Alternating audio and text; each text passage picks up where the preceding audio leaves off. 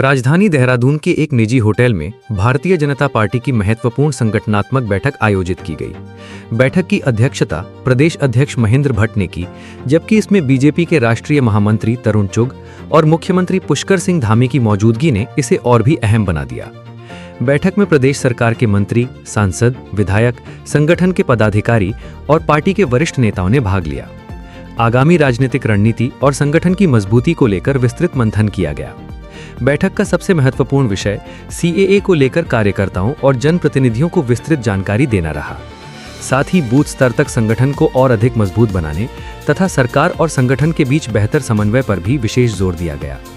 साल 2027 के उत्तराखंड विधानसभा चुनाव से पहले आयोजित इस बैठक को बीजेपी की चुनावी तैयारियों की दिशा में बेहद महत्वपूर्ण माना जा रहा है। सरकार और संगठन का एक साथ मंच पर आना इस बात का संकेत है कि पार्टी अब चुनावी रणनीति को धरातल पर उतारने की तैयारी में जुट चुकी है। अब देखना दिलचस्प होगा कि इस संगठनात्मक मंथन के बाद बीजेपी आने वाले समय में किस तरह अपनी चुनावी रणनीति को आगे बढ़ाती है। तरुण चुग जी का आज आगमन था। हमारे सभी विधायकगण, मंत्रीगण, सांसदगण और हमारे जो BLA1 है, उन सबको हमने बुलाया था।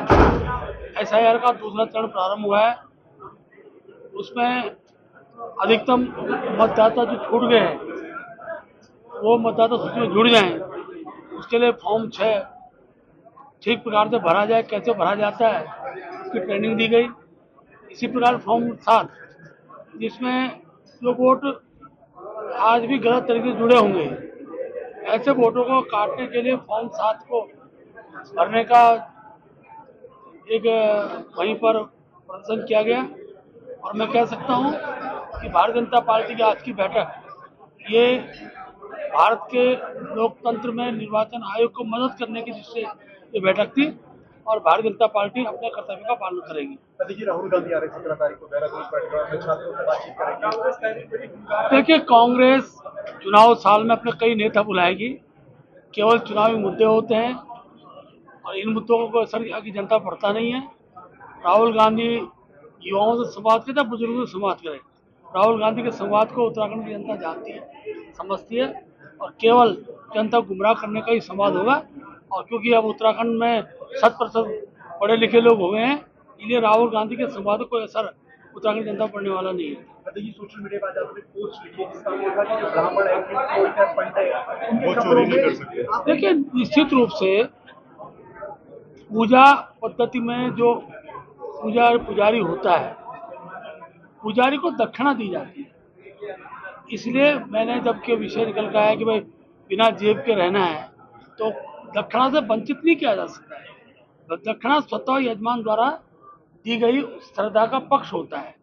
लेकिन जो चोरियां होती हैं, दूसरी प्रकार स्थितियां निर्माण होती हैं, एक प्रकार से समितियों के, चाहे मंदिर समिति हो चाहे उसके प्रशासनिक कर्मचारियों से द्वारा ही ये अभी तक पकड़ी गई है। इसलिए उसको मेरा ये कहना पुजारी से, पंडा से जोड़ना उचित नहीं है।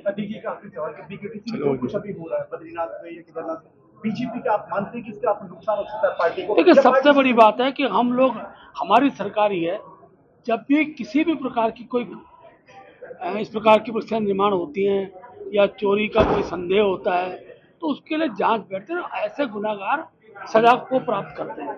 ये बीजेपी की सरकार में हो रहा है, ऐसा नहीं है। अब जो चीज़ें आज पकड़ी जाती हैं तो पकड़ने वाली सरकार का भी आभार करना चाहिए, क्योंकि इस प्रकार का न जाने कब से ही प्रक्रिया चल रही होगी, लेकिन सरकार ने जांच करके उसको पकड़ा है।